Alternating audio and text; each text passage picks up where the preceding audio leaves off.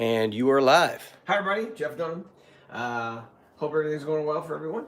Getting ready for a nice weekend. I don't know what you're doing. What are you doing, Matt? You watch Super Bowl? I am watching the Super Bowl this weekend. Who are you pulling for? You don't care. You even know who's playing?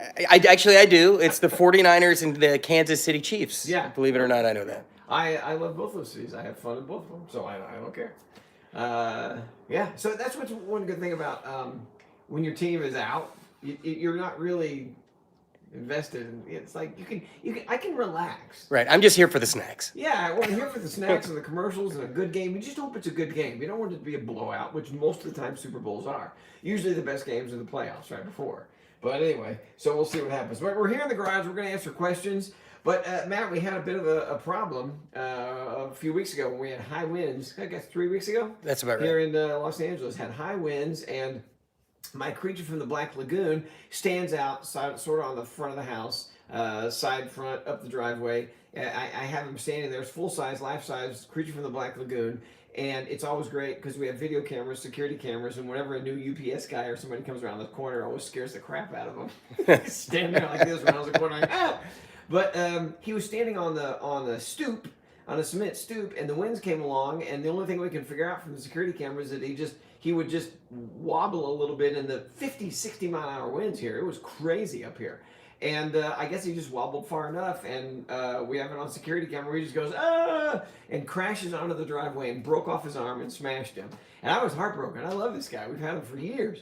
So what I'm gonna do today while we're answering questions is I'm going to repair at least the first arm, the arm that came completely off. He has cracks everywhere, but we'll do the big piece first. Sounds good, Matt? I have no idea how you're going to fix this thing. I don't either. I've never, anyway. But before we do that, I'm working on a new dummy. And Matt, I have talked about this dummy for years, this character. Yes.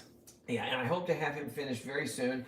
He's going to be different from most, and I'm working on an eye mechanism here that I'm pretty proud of.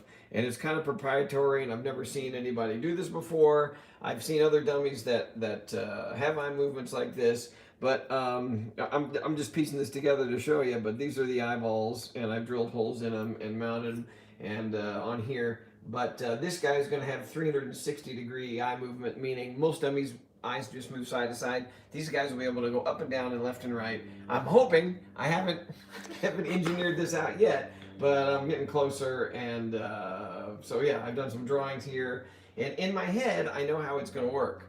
I'm no, what's the Disney guys called? The Imagineer. Yeah, I'm not an Imagineer. I don't have any engineering background. I'm just fiddling with stuff, and I just make it up in my head. But I'm pretty good with it. So again, here's the eyes so far. Left and right, I understand, and then it's going to be up and down. I'd love to see inside one of those animatronic things and see how all this stuff works. I don't have to make it up myself. It's always I'm reinventing the wheel.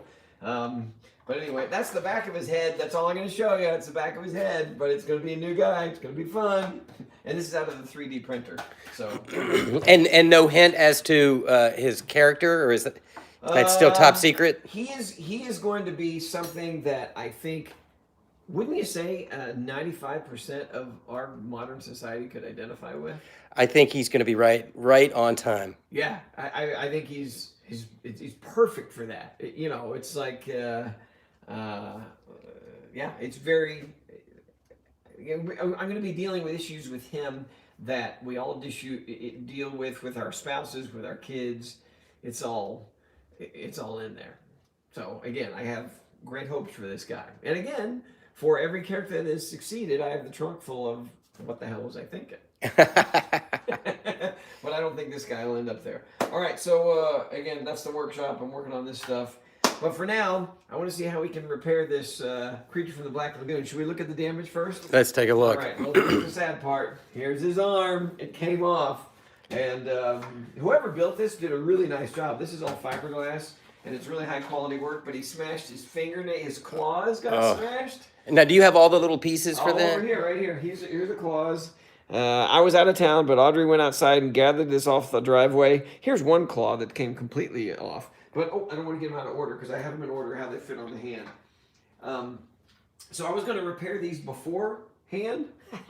But then I realized if I mount this arm back in the right position, He's actually holding his hand out for me to actually work on, like he's at the salon, like this. So it'll be like this. You know what I mean? So I could just stand there and work on the nails and put his nails back on. But there's cracks all over this arm over here. He's got a big crack, and I'm actually going to have to, I think, remove most of this arm to repair it. But this is the, come over here, Matt. This is the part that we're going to have to do. Now whoever built this, the arm was already obviously cast separately, so this was a separate piece, so they glued this on. But what's funny to me is they have all of this adhesive here, and it's touching nothing.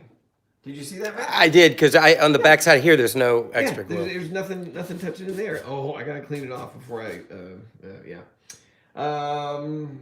So nothing was touching in there. So he was it was only up here that he was that this was attached.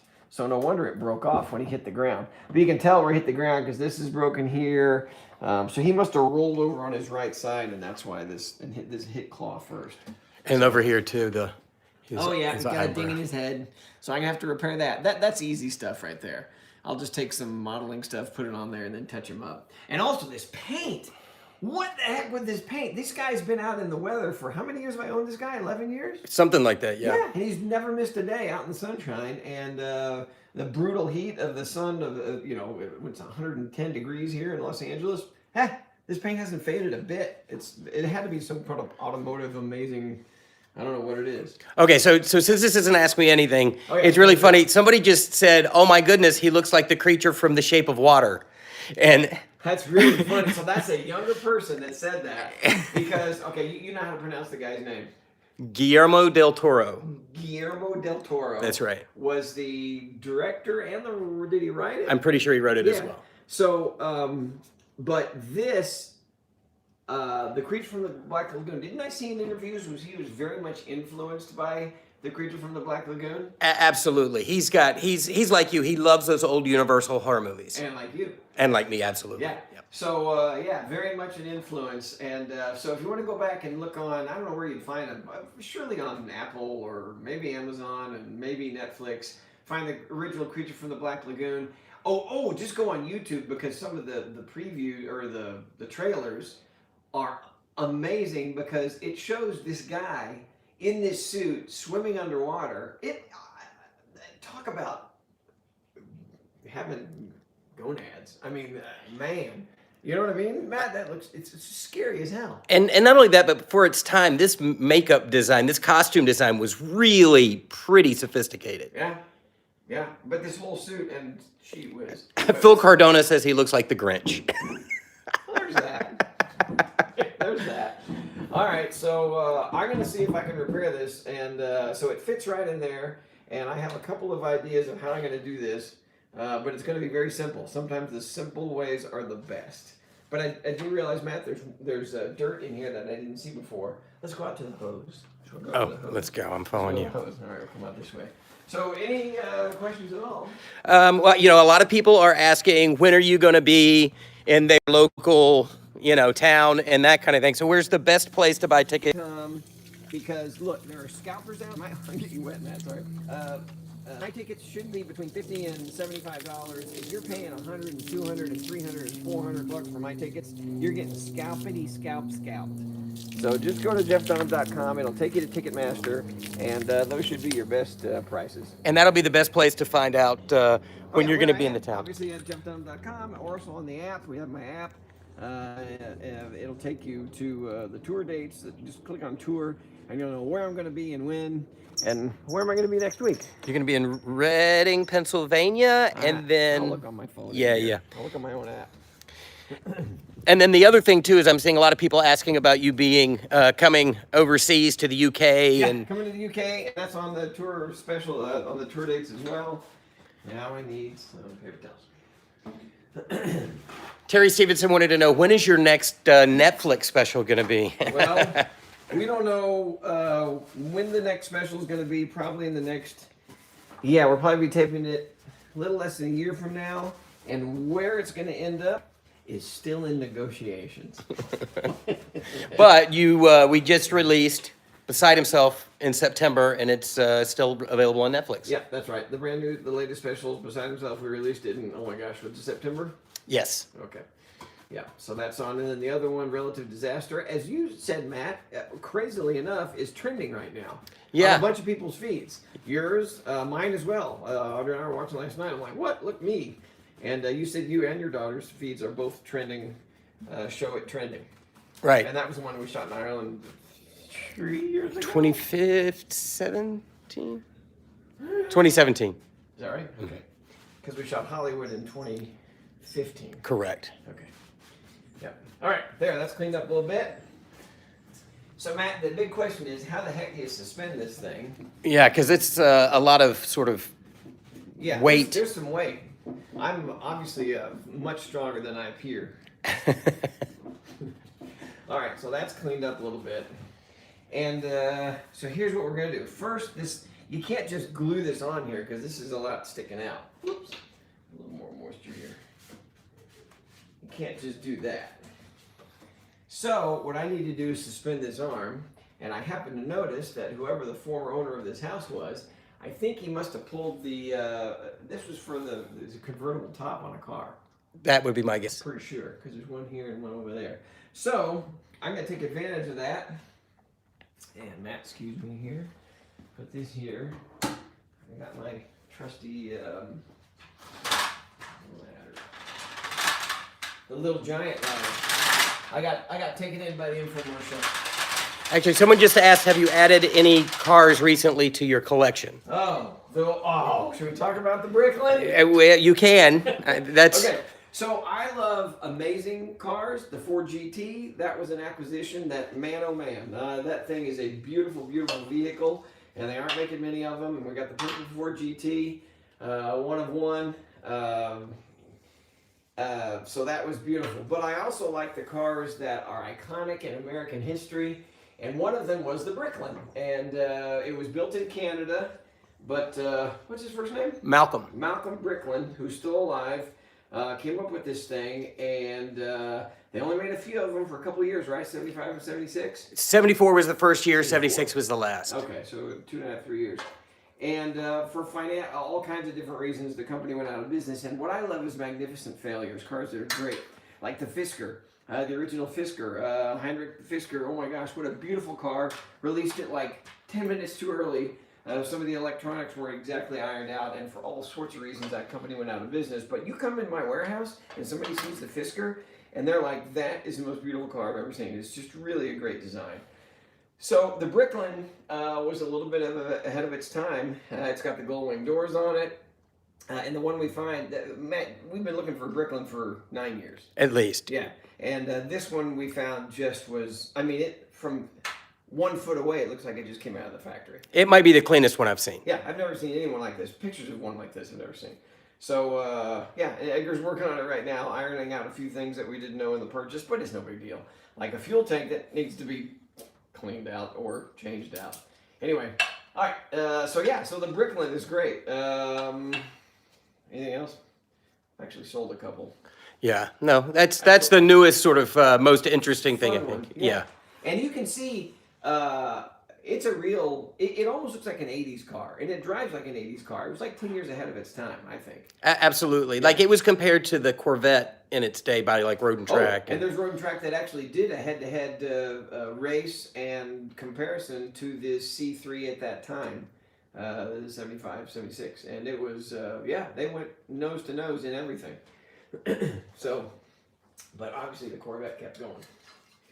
All right. So somebody said, I think as a result of obviously the creature here, what is your favorite monster movie? Favorite monster movie? Man, that's tough because it spans the decades of 100 years worth of monster movies. Yeah. Man, that's tough. As a kid, as a child, I was really influenced by the Frankenstein monster and then the movie. And that's just, to me, he's just the classic monster of all time. My dad was really into King Kong. Took me to the movie, the original. They had a showing of the original movie from when he was a kid, and he took me to that when I was it's a terrible story. My mother did not want me to go to that movie, and my dad, my dad was a great dad, but he wasn't a kid dad. You know what I mean? He didn't know what's going on. So he took me to this movie. Let me get the biggest Hershey chocolate bar that they had, right?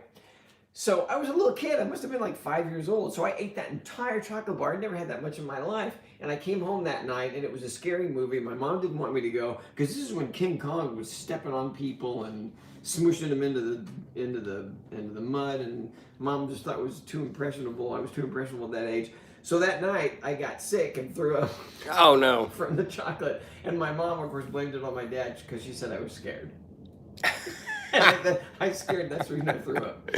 Now, do you think any of your sort of love of those monsters influenced what you do? You know, I have a picture of. Let's see if I can find this. Hold on. I'll show you how much Frankenstein meant to me as a kid. Because when I was 13 years old, I built something. I can find this. Hold on. Any more questions while we're looking? Let me see.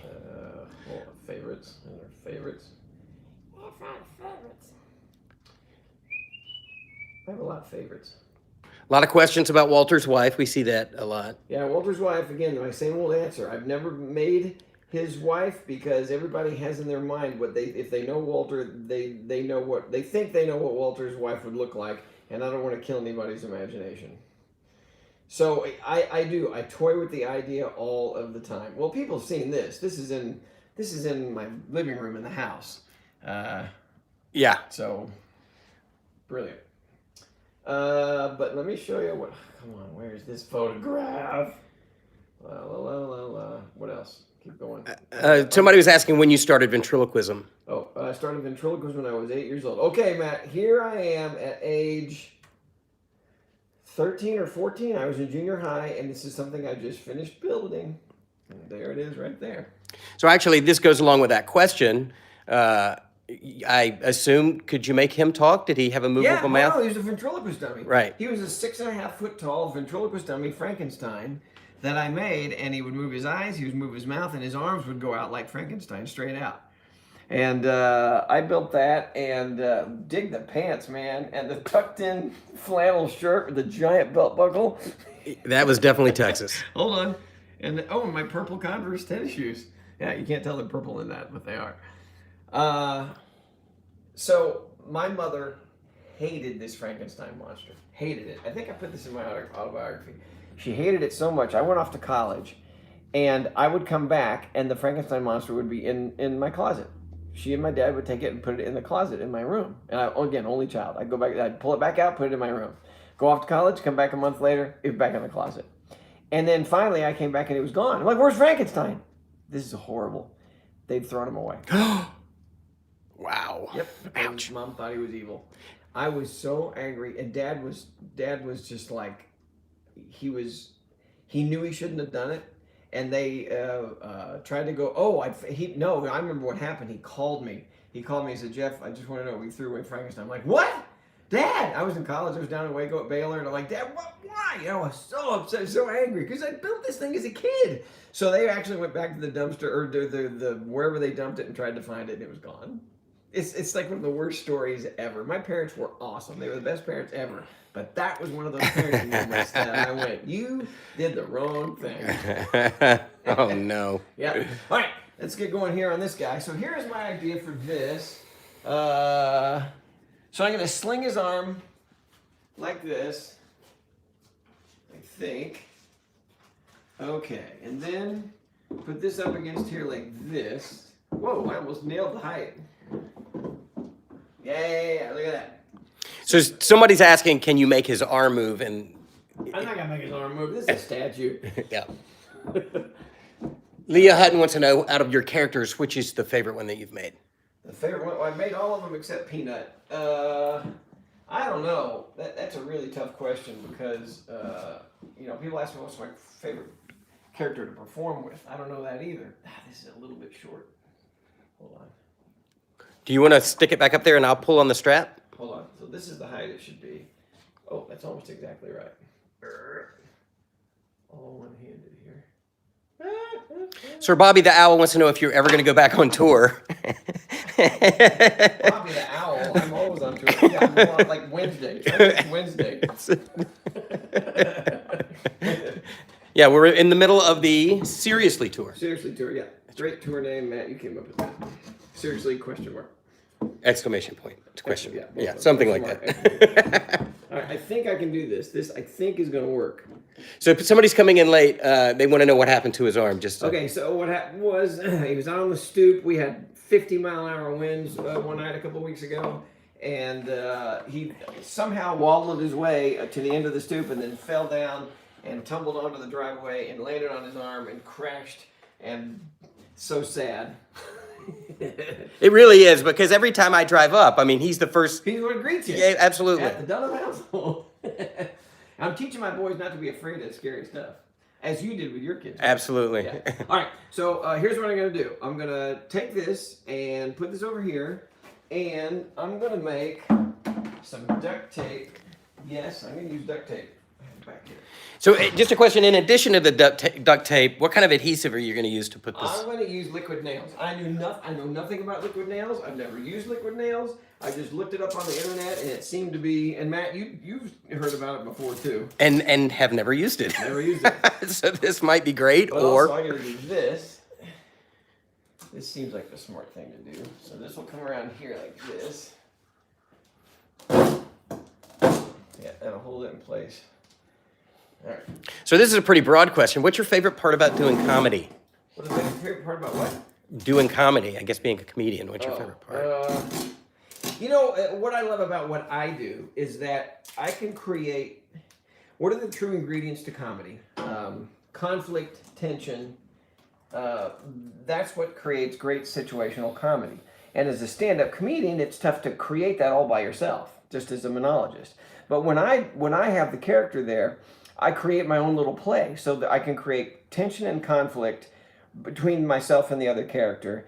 And there's a lot of acting and reacting that goes on there. And I think that's what makes me different from most stand-up comics, is that it's a little play going on stage. And if I could bring those characters to life and people really believe they're there, and the material's funny, and it's not just jokes, but it's situational stuff.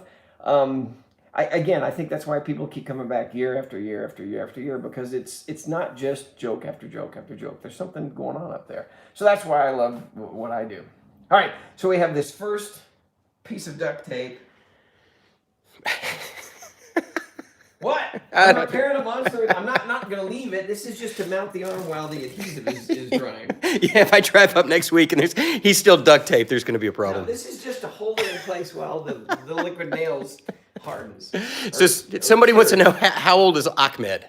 How old is Ahmed? Well, Ahmed first entered the act in don't let the duct tape touch the duct tape. Because that's Gorilla Tape, yeah? It's Gorilla Tape. Yeah, that's the good stuff. Yeah, Gorilla Tape's awesome.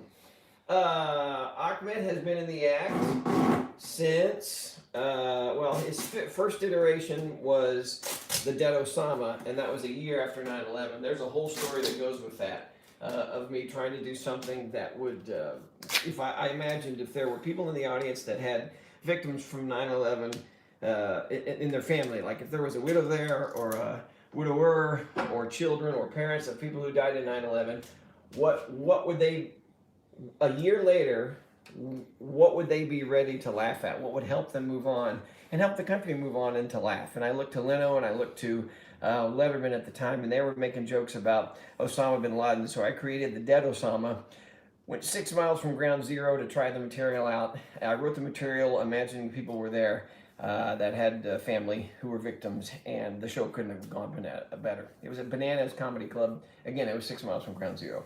And then it kind of took off after that, and then eventually I changed him to Ahmed, the Dead Terrorist. All right, let's do the... And just to add, there's a lost tape on your YouTube channel. Oh yeah, there's a lost tape on the YouTube channel, and what's it called? The tape you're not supposed to see? Or the Ahmed you weren't supposed to see. And it's the original Dead Osama, and one of the very first shows I did, and it was at Charlie Goodnight's in Raleigh, North Carolina, in a small comedy club, and it went great. Yeah, so if you haven't seen that, you should check it out. That's a great video.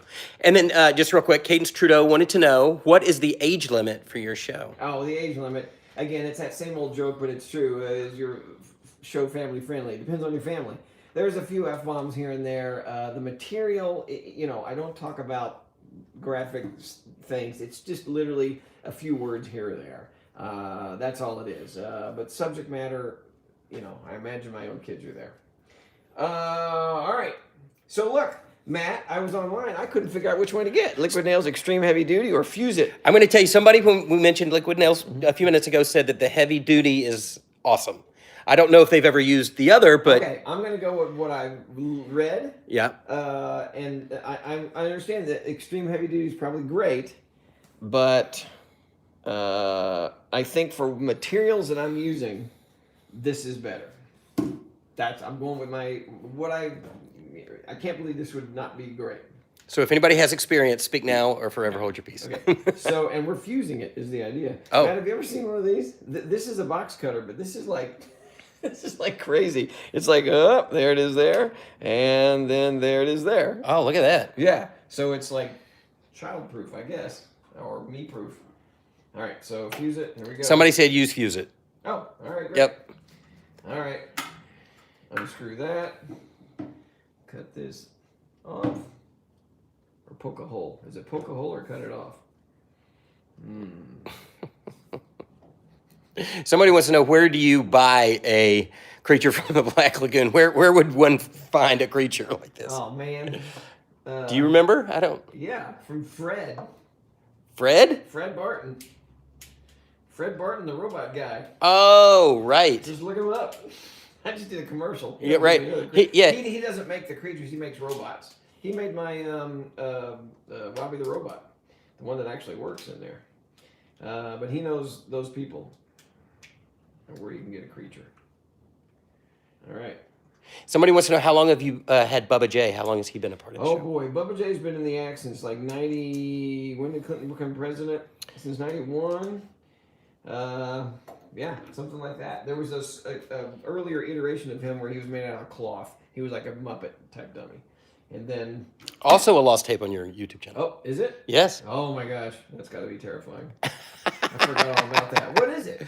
It's like the first part, when you... I know, but where was I? What was the show? Oh, I would have to go back and look Well, myself. I can't remember that either. But it's definitely the cloth version, and I think you had a mullet, and... All right, here we go, in the caulk gun. And you were wearing a camel-colored jacket, I think. Oh, that's at a comedy club in... I can't remember where that is. That sounded like Bubba J. Oh, all right. So Jonathan Valdez wants to know, is Melvin ever going to make another appearance? Yes, we keep talking about Melvin. He needs to come back, all the superhero stuff. Yes, but again, I'm building this new guy over there that I think is going to be just perfect for where we are in society right now. Okay. All right, Matt. Okay, the curing time on this thing is 4 to 6 hours, so I don't have to worry about it suddenly drying. So I'm going to just goop this stuff in here. Do you want to come look? And again, whoever built this before, the goop that was there never touched him. Oh, I like the gray better.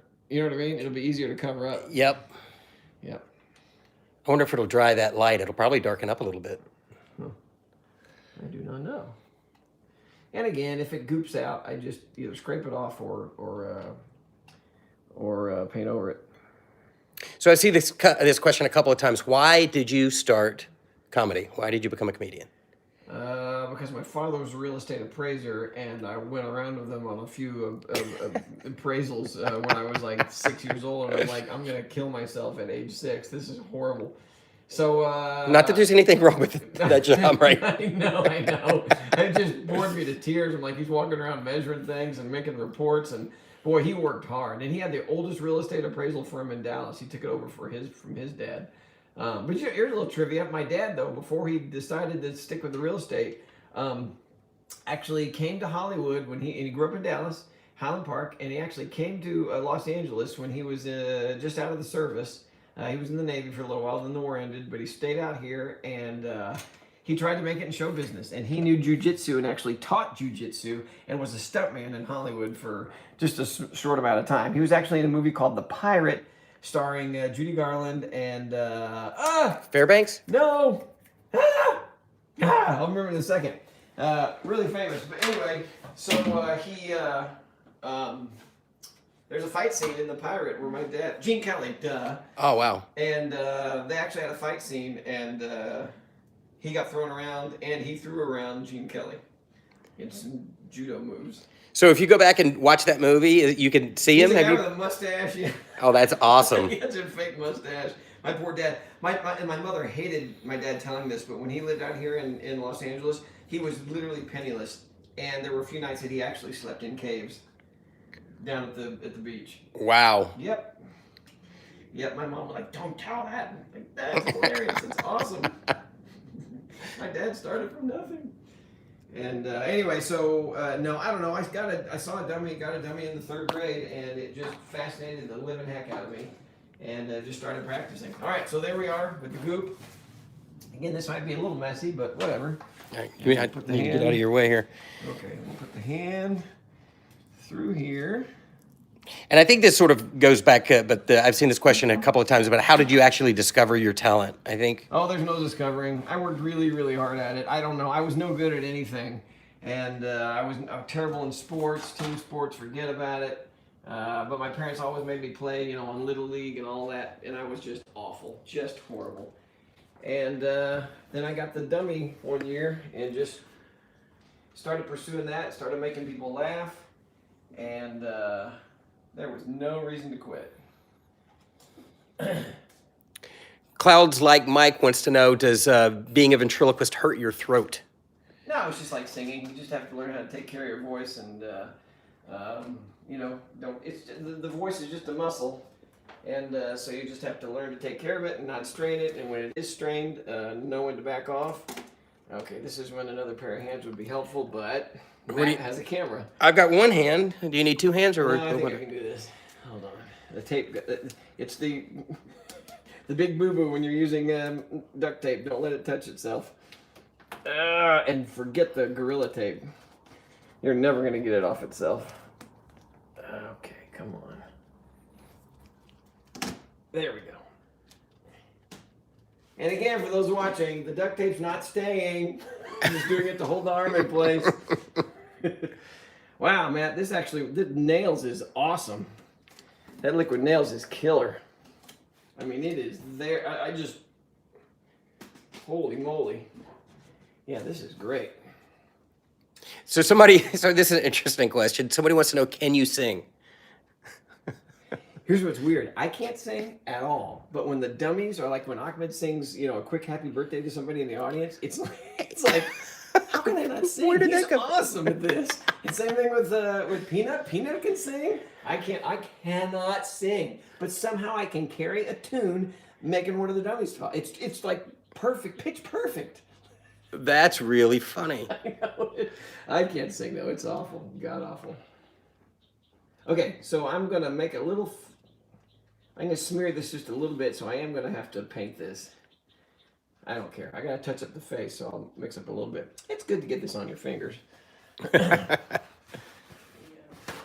Leah Hutton wants to know, what's the best thing about being famous?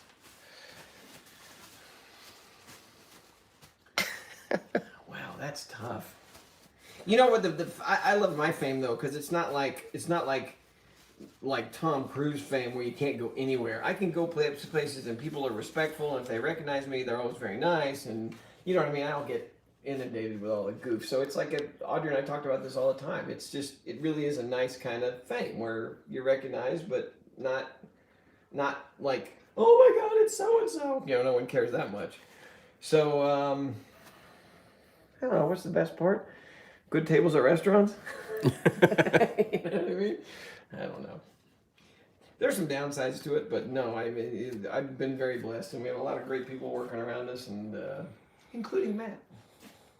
Aw. So I've seen a couple of questions about your favorite TV shows and whatnot. So, what's your favorite TV show? And the second question I'm just adding on because I saw this as well is, have you watched The Mandalorian? Oh, The Mandalorian's great. Oh, great. And Little Yoda, who's not really Little Yoda. Fantastic. Just great. All the memes are awesome. So, what's his name? The guy doing it. Why'd you have to say his last name? It's French. Oh, what's his name? I don't know. Oh, you know what I'm talking about, right? I think so, yeah. Yeah, he's an actor as well. Anyway, yeah, it's really fun. It's really great. I mean, we went and saw the other Star Wars. A lot of fun. The last Star Wars, great. Yay. But then to continue like this with The Mandalorian is really, really fun. What was the other question? Well, just what's your favorite TV show? Oh, favorite TV show. Man, that's tough. I mean, of all time, I think I could answer that for you. No? I'm not gonna say 24. No, but that would be, I'd say that you'd be in your top five, probably. I want to meet Kiefer Sutherland. I really do, because people say, "Oh, you look like Kiefer," or "Kiefer looks like you," whatever it is. So I'd love to meet him sometime. He seems like a fun guy, for all the best reasons. My favorite TV show. Yeah, really? I would have sworn you would have immediately said Star Trek. Oh, Star Trek. That's my favorite. Yeah, because then, okay, which one? Well, The Next Generation. I love Patrick Stewart is awesome. I love him as an actor. Just great. So, yeah, I don't know. Would it be the original series? Would it be The Next Generation? It'd be one of those two, I think. So, I don't know. Yeah, you're right. What am I talking about? I got this stuff all over my hands. There's no problem with getting liquid nails all over your hands. There's no chemical issues there at all. See, that's sarcasm. Okay, so Matt, I think we wait 4 to 6 hours. I'd like to come over here and see, but I definitely don't want to touch these fingernails and knock this down because it's a little narrow. All right. Yeah, look at that. I mean, seriously, there's some. It looks great. I don't know how this is going to hold. Famous last words. And so I guess the big question is, for paint and touch-up, you're going to have to mix up some paint and... Yeah, I have to mix up some kind of paint. And again, it's got to be the really good stuff. So maybe we go to I don't know, where they mix automotive paints. But you know what's funny is if I wipe enough of this away, it's going to be in the shadows and you're not even going to see it. Yeah, I'm thinking more about like these areas up here, yeah. Maybe we should try Chromial acrylic paint and see what it looks like. Wow, this is great. Okay. What else? I'm just looking. Okay, again, for those just joining us, this is my creature from the Black Lagoon. I've had him for almost a decade. He's never missed a day outside until about 3 weeks ago when we had heavy winds here in Los Angeles. And he wallowed his way to the edge of the stoop that he stood on and just tumbled down and smashed on the driveway, broke off his arm, cracked his other arm, smashed his eyebrow, and broke off all his nails. And so we're just starting with the most major repair, and that's the one of this arm that came off. Now, I know you mentioned the Super Bowl a little earlier, but I've seen a couple people ask, do you have a Super Bowl pick, even though... Have a pick? Yeah, if you had to pick. It's going to be close, right? Who I think it's going to be? Yeah. Or who I want it to be. Oh, is that two different things? No, because I'm not invested in either one of those teams. I love both those cities. They're always great audiences, both places. Oh, man. I go with Kansas City by 3. Oh, wow, we heard it here. Yep. So here's a question that I think is a pretty good one. Do you ever improvise during a show? Always. Well, almost always, but yeah, 95% of the time. And lately in the shows, there's a piece now that I'm doing that was my favorite part of the days of the comedy clubs, and that was when Peanut would go to the crowd and talk to somebody in the audience. And I'm doing that every show now, and I think it's become a highlight now. And that's crazy. You go in an arena show, you're going to do that. We got the 50-foot video screen, we got the camera, behind an HD camera, an HD screen, and it brings you close to the action. So, yeah. All right, so here's a question, just in the political climate and whatnot. Would you ever make a Trump puppet? No. Exactly. So. No. And the reason is not because of who we're talking about, but because I don't make characters of real people. My characters are always original to me in my own brain, my own imagination. So yeah, so you could have said the same thing. Would you make a puppet of Pelosi? No. Would you make one of Jay Leno? No.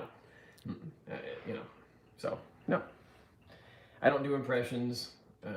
Everything's original. So this feeds back, I think, into the bit that you're doing now, where you talk to people in the audience. What's the best part of meeting fans? The best part of meeting fans. You know what's crazy is it's so many different walks of life come to the show. you know, when we went to different countries, when I was in, I mean, the extreme example I use is Abu Dhabi, and then 2 nights later, we're in the middle of Tel Aviv, Israel. I mean, yeah, just the breadth of different fans that show up, and I think that's what's just the diversity of backgrounds and cultures and beliefs and all that. That's what to me is it's not like I have one group. You can't put your finger on it. It's really kind of fun, and I try and keep it that way with the material.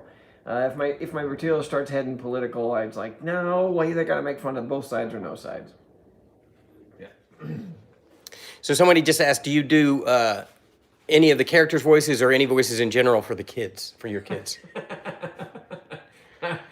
I don't do the voices. Every once in a while, the dummies will come out. We have a few videos, Matt, when they were little. We haven't done one in a long time. Yeah, we met Walter and Peanut, but Bubba J and Ahmed still Bubba J never did it? not as a. Oh, that's got to be the next one, because they love Bubba J. Yeah. Because, why? Because he's our Waze. He's who I use for Waze now. Oh. So the voice on Waze, if you want to download Bubba J, where do you go? My website? I don't know. Well, if people go to your Facebook, Facebook, that link is pinned to the top. Oh, it's and pinned to the it's top. pinned to the top. So then they can go and they can download the voice for Ahmed or Bubba J specifically for their Waze app. Yeah.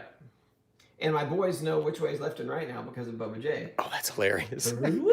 Do they say it like that though? Absolutely. They do. Sorry if I'm shaking the camera, but I'm laughing. With Bubba J's inflection and his voice and everything. Jack's going to be the polyphonist, I think. He can do a siren right now that is unbelievable. Oh, really? Yeah, and I've never heard anybody do it the same way. And I started doing it, and he started imitating me. It's like, what the heck? So it's like,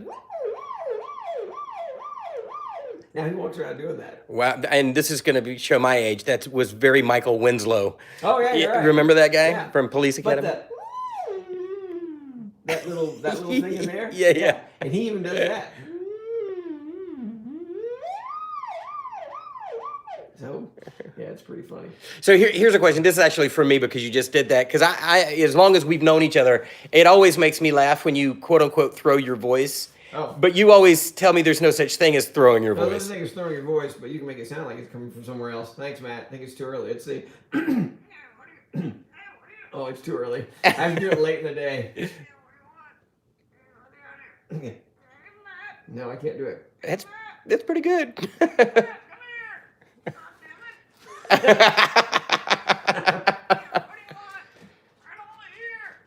Yeah, that's pretty great. Yeah, okay. Now I've hurt myself. Yeah, now you can't talk for the rest of the day. Karen DePietro wanted to know, will you ever make a female puppet? The only reason I tried a female character, Dinner for Schmucks was the movie with Steve Carell, and they wanted me to create a female character because I was one of the schmucks, and I truly believed that my wife was alive and she was the dummy that I made. And we even had the contracts written up, and I got permission to use her outside of the movie. And I tried it for about a month, and I couldn't get it. Why? Because I have to be able to think like the character. And in an ad-lib situation, what would the answer be to whatever question is posed to that character?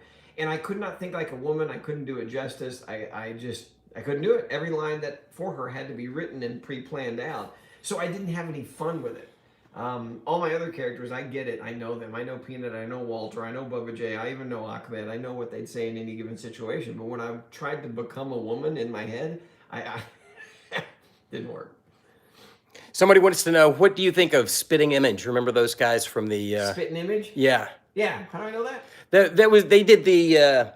They had a television show on HBO, and then they also did that Genesis video. They were those guys were great. Reagan the foam type puppets. Exactly. Yeah, those were great. But again, those are characters that are being created to be caricatures of a real person, and I never do that. I never have caricatures of existing people. But that's great. Yeah, for parody and all that, awesome. Yeah. All right, Matt, what do you think? I'm actually really impressed that the arm sling worked out. The arm sling and the gorilla tape. Yeah. So I think 4 to 6 hours. I'm gonna wait 24 hours just to make sure. So we'll come out here mañana and see if this thing worked. And then if that worked, and I think it did, then I'll have to go over and do the left arm, which is only cracked. But I guess the question is, in order to get that crack fixed, are you gonna have to pull that arm off, you think? Well, I don't want to, because now this is the gaff tape holding this other arm off. But yeah, it's only cracked to here, so it didn't come completely off. So to repair it right, yeah, what you'd have to do is rip the whole thing off and put it back together. But I also noticed that I can open it up about 1.5 inches, and I can squirt that stuff in there and scoot it back together. Yeah. I think that's what I'll do. Again, this isn't like the Mona Lisa or the David. It's like it's a freaking creature in my front yard. Right. But I mean, it'll be great. It'll look great. This makes me feel much better to know that he's at least got an arm back. All right, and again, for those of you who joined us late, I'm at the workbench now. I'm working on the next character. I'll only show him from the back. But that came out of the 3D printer. Working on the eyeballs, a new mechanism. I'm really excited about this new mechanism because this character is going to need to not only look left and right, but also up and down. So that's kind of a hint. He has to be able to look down. So that's kind of a hint. It's not anything bad. But it's kind of a hint is that this character, he will be, to me, universal. And I think most people, who's not going to be able to identify with this, Matt? I think it's pretty universal at this point. It's somebody that lives out in the woods who has no technology that won't be able to get it. Oh, I just gave another hint. So I just a question: have you thought about names or even a voice for this guy yet? I have. You know what? No. I have not thought of either one of those things because I want to get done with him. And when I see his face, then I will know, be closer on the voice. When I see the finished face, the face is obviously there. But once I get it painted and everything working. So the 3D printer back over there, people go, oh, what do you print? What do you make? There's all kinds of stuff like that head. But Matt, here's one that came out of that 3D printer that to me is just the most amazing file. We downloaded this file, but it is a working bicycle chain. And it came out as one piece. Came out of the 3D printer in one piece, just like this. It's nuts how the 3D printer works. You know what's funny is, Matt, is when this came out, for our generation, technology just blew us away, right? For the younger folks now who grew up with it, they're like, yeah, and? Yeah, my 7-year-old has a 3D printer on his desk. Yeah, and they're like, what do you mean? But this is another one. I gave this is all covered in dust. I gave you one of these for Christmas, right? Yeah, it's great. Yeah.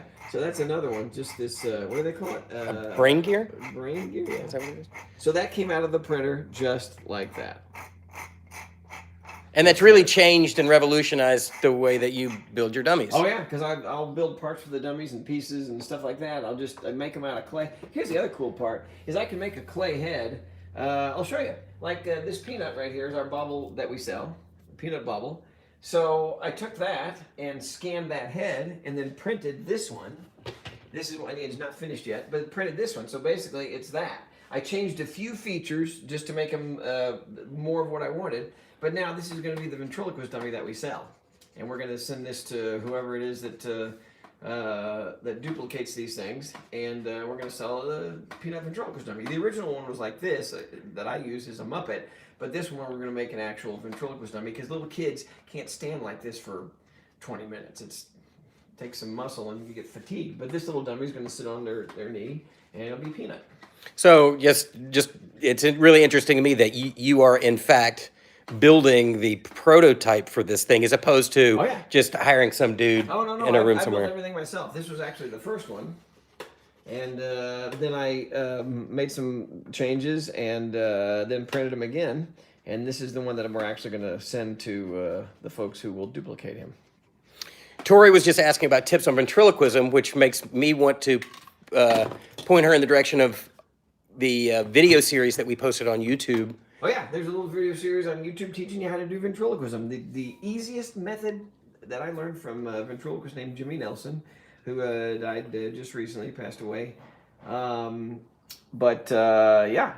learned from him and his record albums back in his albums came out in the 60s, 70s, whatever. So yeah, so he gave me permission to use that method, and we have some tapes that we put up that actually come on the DVD. Look at this. That'll be right here. There it is. Oh, that's it. And all of those lessons are now available on YouTube. Yeah, or when you buy a little Jeff dummy, you get the DVD. Ta-da! How'd that happen to be right here? I don't know. That was fortuitous. That's weird. All right. Is that it, Matt? I think that's good. All right. Thank you all very, very much for joining us. Hope everybody's well and happy and healthy. And if you're not, you get that way. Yep. And where's the best place to get tickets to your shows? JeffDunham.com. If you're buying tickets for more than 50, 60, 70 bucks, you're being scalped. Promise you. Name anything other than Ticketmaster where you get my tickets. Any other place, you're being scalped. So please get them from Ticketmaster. Unless you want to buy the ones that the other places have purchased and up the price. Right. You can do that if you want. Also, let's go ahead and do this, Matt. There is so much fake merchandise out there. It is driving me absolutely crazy. There are websites, anything you get on Facebook. That is not my stuff, ladies and gentlemen. The only places you can get, you can get some of my stuff on Amazon, but also on my store at jeffdunham.com. Yeah, that's where you get it. There are so many crooks out there. Every rock band has this problem. It's nuts. So, yeah. How do you tell on Amazon if it's my stuff? I would have to ask Jason the specifics of this that. is one reason we hadn't talked about this yet, is because it's really difficult to tell. But if you get it from my website, that's legit. Yeah, absolutely. There it is. All right. Thank you all very much for joining us. We'll see you next time.